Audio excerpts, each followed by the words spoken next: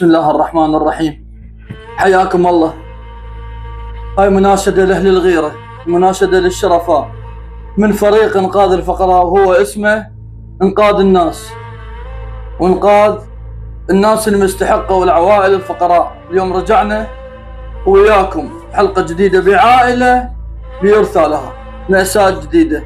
الأب واقع من فوق السكلة وعنده 3 أطفال، من ضمن الواحدة من الأطفال من بناته عمرها مقاربة 3 سنوات بها توحد وأموره تعبانة، وإيجار البيت 200 إلا 25 ولا ما يطلع، وهو واقع ومكسور ظهره وشاد برجلينه بلاتين ألا ما يسلم.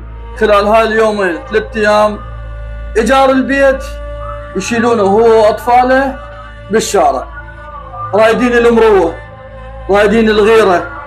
أهالي كربلاء العراقيين، هذا أخوكم، هاي أخيتكم راح تسمعون صوتها، ذولا ولد أخوكم، ذولا جهال أهلكم وناسكم، وين يرحون؟ والمروة حلوة والإنسانية حلوة.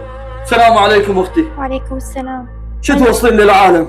السلام عليكم، وناشد الناس الخيرة بيكم، بس تدفع لنا الإيجار. زوجي مكسور وقاعد صار له 2 شهر وبنتي بيها توحد، اللي يطلع من يدكم تساعدونا بي ورحم الله والديكم. وناشد الناس الخيرة كلها. ايش تردين؟ إيجارك؟ إيجاري مال 2 شهر بس إيجارك؟ إيجاري، وبنتي يعني كاسرة ظهري كلش. بنتك فيها توحد؟ بيها توحد وما أقدر أعالجها، وما تقدرين. جلساتها بالأسبوع 50,000، 2 أو 3، 50,000 من غير الكراوي، وما أقدر أعالجها. وهي بنية يعني ما أقدر أشوفها يوم عن يوم تتحطم قدامي.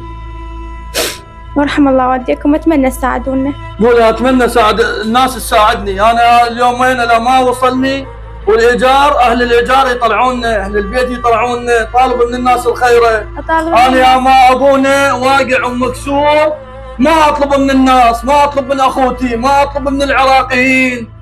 أخوتي أنتم أهل وناسي، فزعتكم يا عراقيين. اي والله فزعتكم، اريدها الإيجار مال 2 شهر. أنا أخذتكم. قولي أنا خيتكم واريدكم تساعدونا.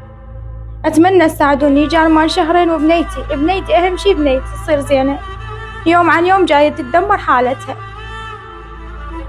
سمعتوا؟ وصلت الرسالة. الفزعة، وأنا من أقول الفزعة الغير العراقية ما تقبل على أختهم وأخوهم، زين، وأخوهم وأختهم تطلع بالشارع ويدبونها بالشارع. لأن حاكينا بالبيت يقول أنا أطلب 2 شهر، زين. الرجال بعد صار عنده قدر، كان بحيل يشتغلوا عاين جهاله، وهسه طالب العون من الناس والغيرة من الغيرة العراقية. مستمرين بالعطاء. فريق إنقاذ الفقراء الغيرة العراقية. دائما اترك رقم موبايلي فوق المقطع الفيديو، ومنتظر فزعتكم. ما محتاجة 2 شهر بيها توحد بنتها، محتاجين إيجار. مروتكم العائلة من كربلاء هذه ساكنة بحي العامل. حياكم الله، أخوكم حسين أبو شنب.